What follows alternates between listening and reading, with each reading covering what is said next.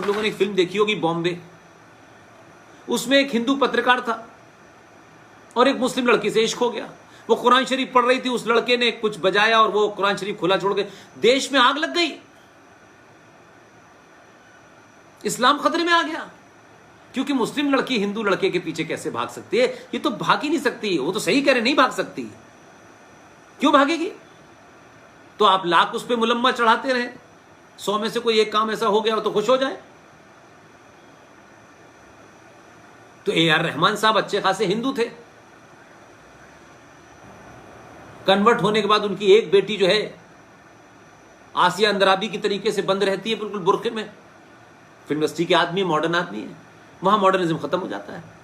तो लक्ष्मी नाम की फिल्म आ रही है, लक्ष्मी बॉम्ब, तो कोई सवाल नहीं पूछ रहा है।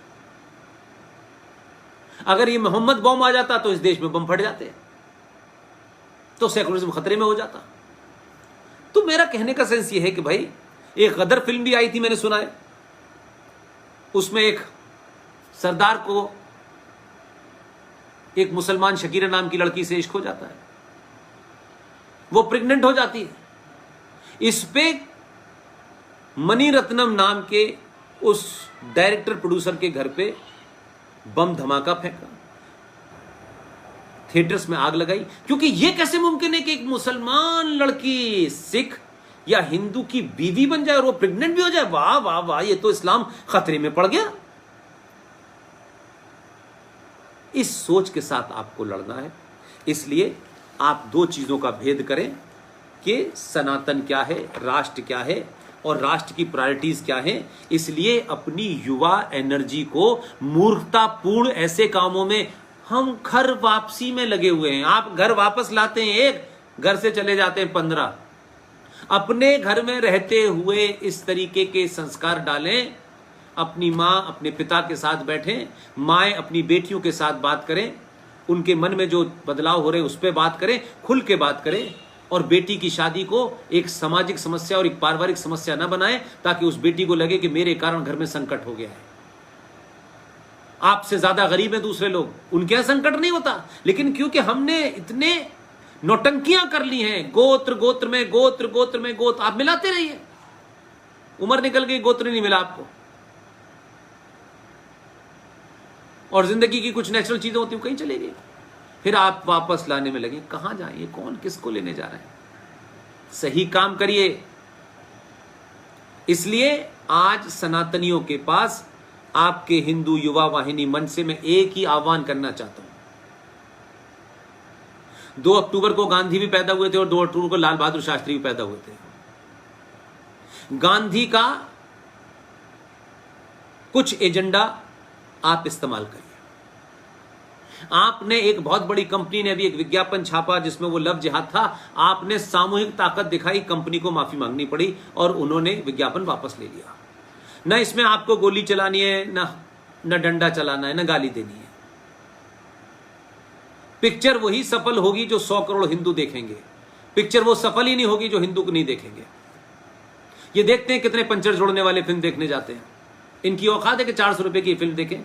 आप फिल्म देख करते हैं और जो लोग आपके खिलाफ जिहाद में कंट्रीब्यूट कर रहे हैं, जो गजवाए हिंद लाने के लिए शाहीन बाग पे बैठे हुए हैं, जो CAA के विरोध में आए हैं क्योंकि हिंदुओं को नागरिकता दी जा रही है, वो पैसा उन्हीं के पास जा रहा है। ये जावेद अख्तर का लड़का फरहान अख्तर शाहीन बाग पे क्या करने आया था?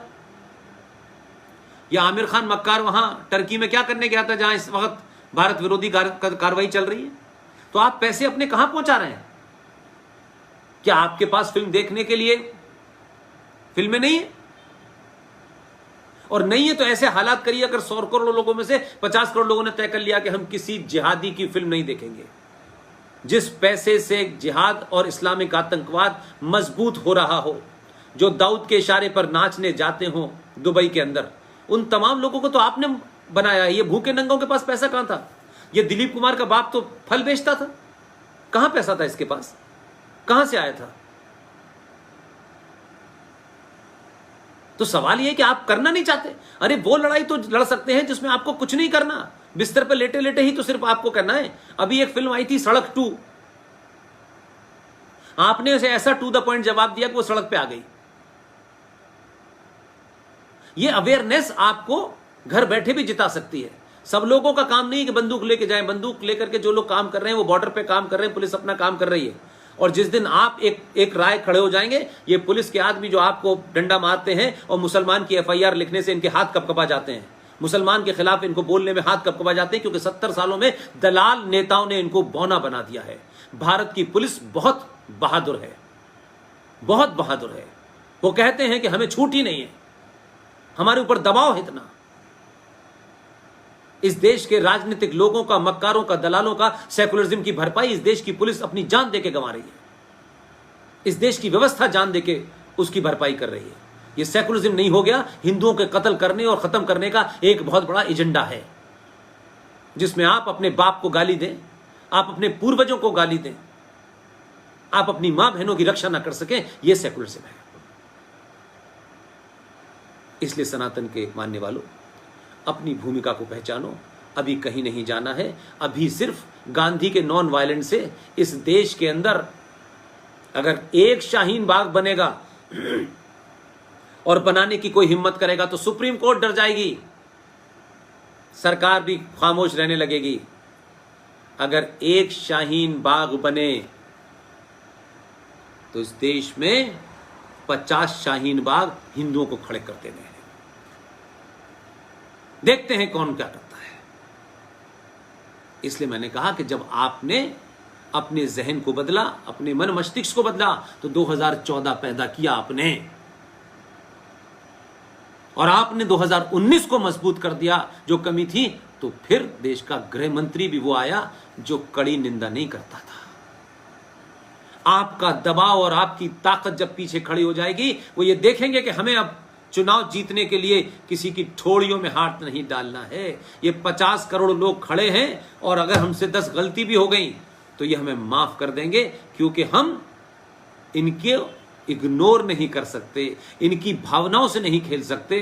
तो दावा है मेरा, दावा, संविधान भी लागू होगा। और संविधान में जो कुकर्म करके चीजें सन 1976 में डाली गई और जो नए नए कानून बना दिए गए, ये मुस्लिम पर्सनल लॉ बोर्ड, ये अल्पसंख्यक आयोग, ये हज कमेटियों, जिनको संवैधानिक दर्ज, ये सब निरस्त होंगे। अगर देश सेकुलर है तो फिर इस देश की एजुकेशन भी एक हो और सेकुलर हो।